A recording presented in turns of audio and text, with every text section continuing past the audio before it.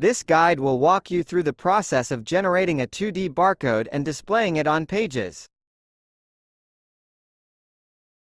Click WooCommerce. Click Settings. Click EAN. Click 2D Barcodes. Access the options for 2D barcodes. Click 2D Barcodes.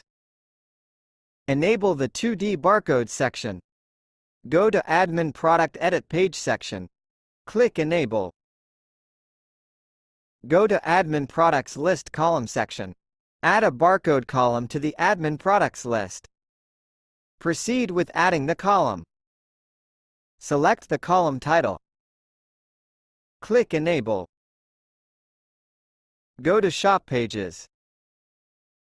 Enable the barcode display on Shop Pages. Go to Cart section. Click Enable. Go to Orders and Emails. Click Enable. Access the Bulk Actions menu. Click Apply. Click Products. You will find 2D barcode generated for each product. Click Visit Store. You will see the barcodes and EAN and barcodes at product page.